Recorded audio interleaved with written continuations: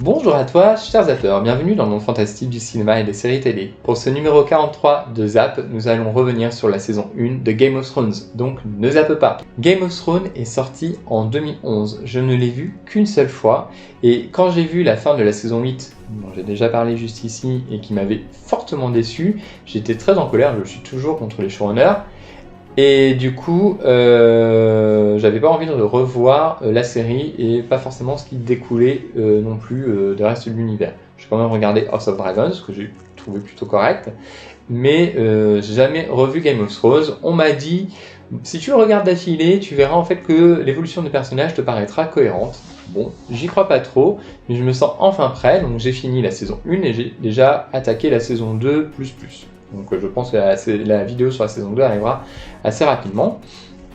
Parce qu'il faut se dire que la série date en 2011, une saison, fallait attendre à chaque fois un an, donc ça nous emmène en 2019 à peu près, voire peut-être un peu plus tard, parce que je me demande si une fois il n'y avait pas eu un petit décalage. Donc c'est vrai que c'est très long et pour se souvenir de tout, c'est un peu compliqué parce que quand même l'univers de Game of Thrones est très fourni et je suis déjà à la 3e prise sur cette vidéo parce que je me rends compte en t'en parlant, j'avais l'impression que ce serait simple et pas du tout puisque c'est vrai qu'il y a plein de liens, d'actions qui vont causer des effets sur d'autres familles, etc. Donc c'est très compliqué de résumer tout et sans que ça soit très très bouilli. En moyenne, Game of Thrones a attiré entre 2,2 et 3 millions de téléspectateurs aux États-Unis, ce qui faisait une moyenne de 2,5 sur l'ensemble de la saison. En France, je crois qu'on était aux alentours de 1 million, mais ça va vite augmenter avec justement la popularité croissante de la série. Série adaptée des romans de J.R.R. Martin par David Benioff et D.B. Weiss. Petit point donc du coup sur la saison 1, il faut savoir qu'il y aura des spoils tout du long, donc si tu ne l'as pas vu, je t'invite à passer ton chemin, et que du coup je parle vraiment de la saison 1 et qu'il y a certaines choses par exemple comme l'assassinat de la main du roi Jon Arryn, qui la version en fait va changer en saison 4, mais là on se fixe vraiment sur ce qui est dit en saison 1 en faisant omission du reste. On apprend que Robert Baratheon, donc qui est marié à Cersei Lannister, a mené une rébellion contre le roi fou Aerys Targaryen et qu'il a récupéré donc le trône de fer, trône pour lequel tout le monde se bat. Robert Baratheon donc, se rend donc voir son ami Ned Stark pour lui demander en fait d'être sa main, la main du roi, le Premier ministre. En effet, l'ancienne main, Jon Arryn, aurait été empoisonné sur ordre de la reine Cersei par Maestre Pycelle. Voilà, on découvrira plus tard qu'a priori ce n'était pas le cas.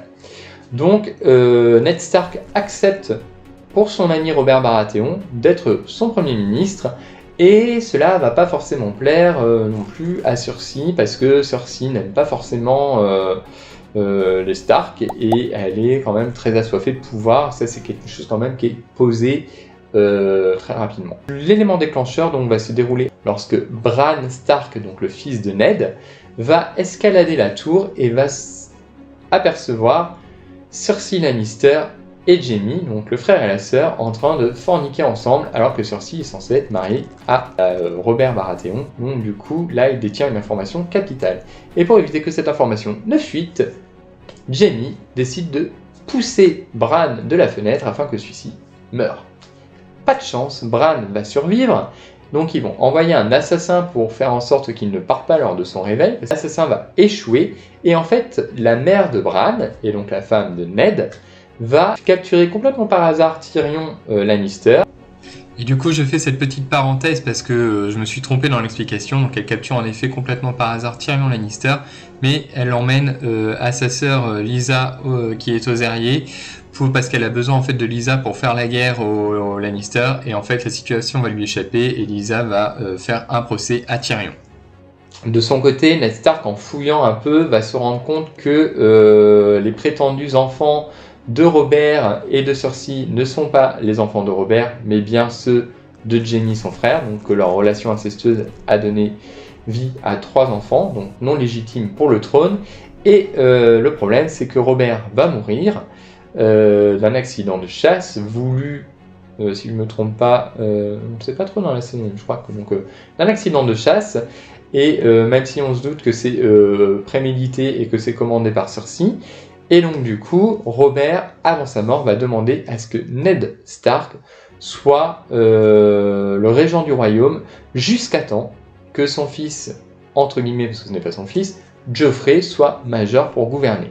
Bien entendu, ça ne va pas plaire ni à Cersei ni à son fils Joffrey, et Cersei va faire un coup d'état, s'emparer de Stark, l'emprisonner, et il va se passer d'autres choses, voilà, je vais pas non plus tout spoiler. Mais voilà, en fait, les Stark en fin de saison 1 vont être beaucoup divisés. Donc faisons un petit point sur la famille Stark. Alors nous avons Lord Stark, Ned Stark, donc, qui est nommé main du roi par son ami Robert Baratheon.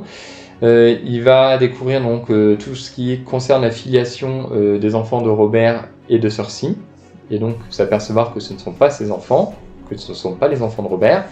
Il va mettre en garde Cersei, lui dire, et là à mon avis c'est une grosse erreur que va faire Ned. Je trouve que pour un homme qui est censé être expérimenté, je trouve assez novice, soi-disant par honneur, par pitié, mais je trouve quand même qu'il n'est pas très futé.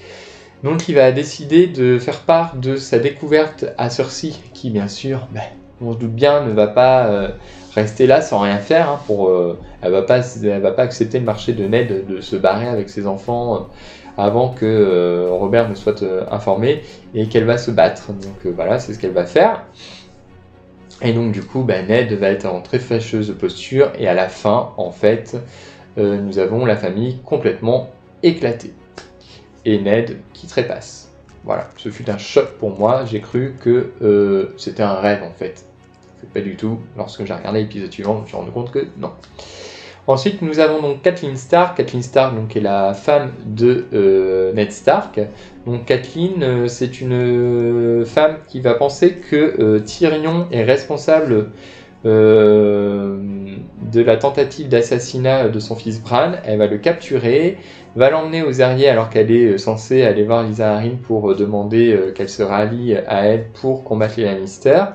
Et quand elle va arriver là-bas, en fait, Tyrion va être fait prisonnier, elle va un peu perdre le contrôle de la situation, et Tyrion va avoir le droit à un procès plutôt combat, entre guillemets, et Tyrion va de nouveau regagner sa liberté.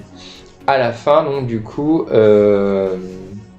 Catelyn, quand elle apprend la mort de son mari, entre en guerre avec son fils, comment il s'appelle ? Le beau gosse là, du bodyguard, bref, je me souviens plus.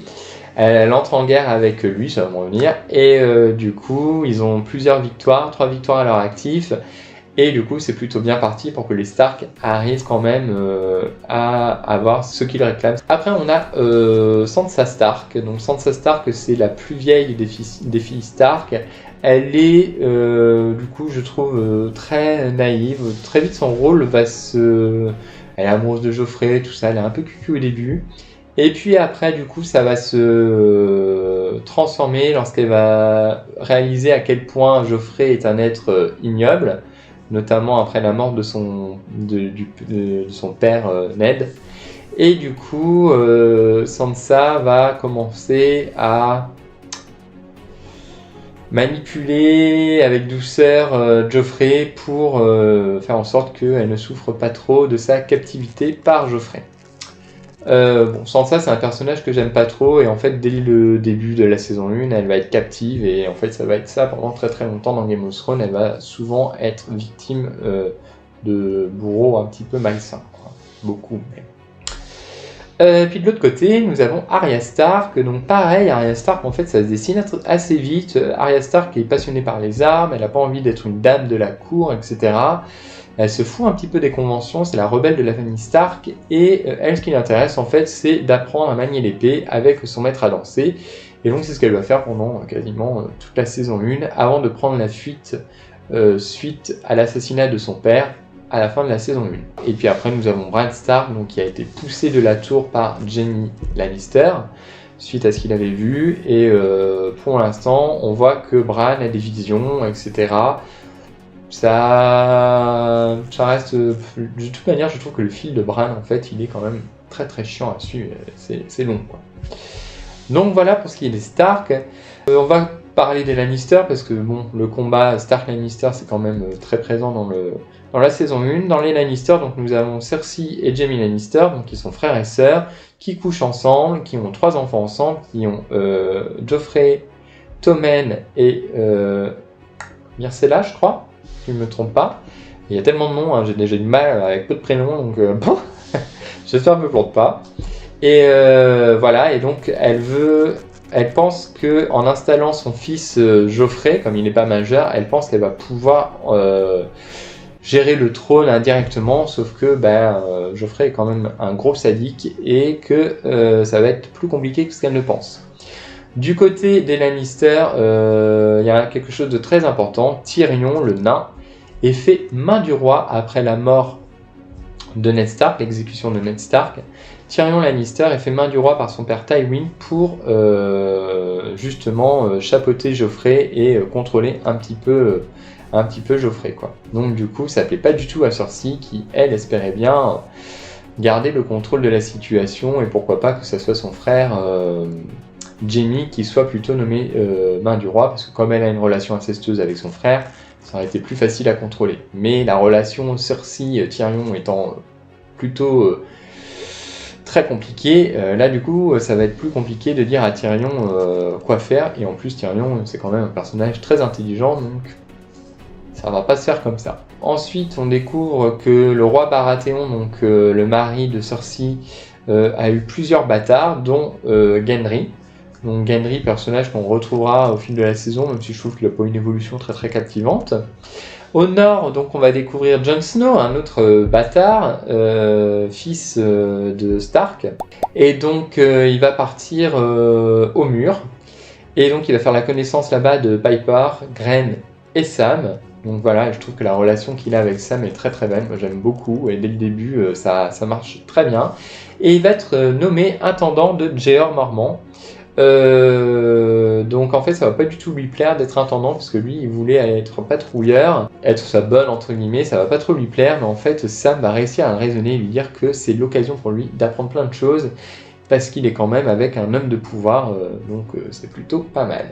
Du côté du sud, on va aller vers les Targaryens, et donc là ici on va faire la connaissance de Daenerys Targaryen, qui est très mal placé, puisque son frère Viserys la vend aux Dothraki, au chef des Dothraki, et du coup tout ça pour que Viserys puisse avoir une armée afin de récupérer le trône de fer. Viserys est un personnage odieux, hein, qui dit clairement à sa sœur qu'il n'en a rien à foutre si elle se fait violer par tous les Dothraki. Pour lui ça n'importe peu, la seule chose qui compte c'est la finalité et qu'il récupère son trône. Bon, trône qu'il n'aura pas, puisqu'il va se prendre une couronne en or fondu sur la tête, ça va causer sa mort, et du coup après, Daenerys sera donc la dernière Targaryen en vie. Il faut savoir que pour l'instant, Daenerys, parce que moi on m'a dit, c'est un point que je referai souvent au fil des vidéos, on m'a dit tu verras Daenerys, on voit quand même assez vite. On sent qu'elle a une soif de pouvoir, ça serait faux de dire le contraire, mais très clairement, dans cette saison 1, elle ne tue personne. La sorcière qu'elle fait tuer, qu'elle fait exécuter sur le bûcher, déjà il y a 2 raisons, c'est que cette sorcière en fait est responsable de la mort du fils de Daenerys, de la mort de son Dothraki, dont je n'arrive pas à me souvenir le prénom comme tu peux le constater, puisque je n'arrive pas à te sortir le prénom, et en plus de ça, sous le conseil de la sorcière qui lui dit une mort contre une vie, une vie contre une vie, en fait, Daenerys comprend que si elle veut donner vie à ses bébés dragons, il faut qu'elle sacrifie une vie. Donc, du coup, en punissant cette sorcière qui lui a tout pris, qui lui a pris son mari et son enfant, elle décide de la sacrifier au bûcher pour donner vie à ses 3 enfants dragons, ce qui va fonctionner. Donc pour moi, Daenerys, pour l'instant, il n'y a rien à dire, c'est pas une folle, on sent que, oui, peut-être qu'elle a un petit peu manipulé Khal Drogo, tu vois, ça me revient comme ça, pour qu'il se batte pour sa motivation, elle, d'avoir le trône, mais c'est pas non plus très flagrant, et quand Khal meurt, en fait, on voit que Daenerys est vraiment touchée par la mort de son mari, elle pleure vraiment, et je trouve que Daenerys, elle a quand même un putain de sale début. Enfin voilà quoi, elle se fait violer, elle est vendue, elle se fait violer par son mari Cal, elle perd son enfant, elle perd son mari, donc en une saison il lui arrive quand même plein d'événements. Donc voilà, je trouve que au niveau histoire, voilà tout ce qu'on peut dire. Je trouve que cette saison 1 est plutôt bien rythmée. Je m'attendais à ce qu'elle soit assez pénible à suivre, mais en fait pas du tout. J'ai pris beaucoup de plaisir à la regarder, ça va assez vite, etc. On découvre des liens forts qui vont exister tout au long de la série, genre Amandon, Daenerys Targaryen, Sam, Jon Snow, Tyrion aussi, qui est un personnage qui va quand même bien évoluer, aussi, que j'aime beaucoup suivre. Donc je trouve que c'est plutôt Gendry, Arya aussi. Donc je trouve que c'est vraiment intéressant de revoir la série en sachant ce qui va se passer et en remettant le doigt sur des choses qu'on a complètement oubliées, parce que comme je te le disais, 8 ans en tout pour visionner toute la série, c'est très long.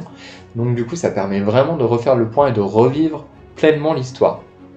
Donc pour moi, cette saison 1 est plutôt bien écrite, il n'y a rien de particulier à dire. Tu n'auras qu'à me dire en commentaire ce que tu en penses. Moi je trouve que les personnages sont plutôt bien développés, c'est assez facile à suivre, même si là c'est vrai qu'en parlant des noms et comme ça peut sembler un peu brouillon, mais je pense que je me suis pas trop mal démerdé dans le résumé. Et du coup voilà, je trouve que l'histoire avance plutôt bien, on a envie de voir les marcheurs blancs, on les aperçoit, on a envie d'en savoir plus, et après peut-être que pour moi le seul bémol, et on en reparlera dans les autres saisons, c'est plus tout le traitement qui va être mis autour de la mythologie de Game of Thrones. Donc je parle des marcheurs blancs, et je parle aussi notamment de la Dame en Rouge qui va arriver dans la saison 2 et dont on parlera plus tard, qui je trouve sont tout ça, c'est des fois un petit peu je trouve sous-exploité. Tu n'as qu'à me dire ce que tu en penses.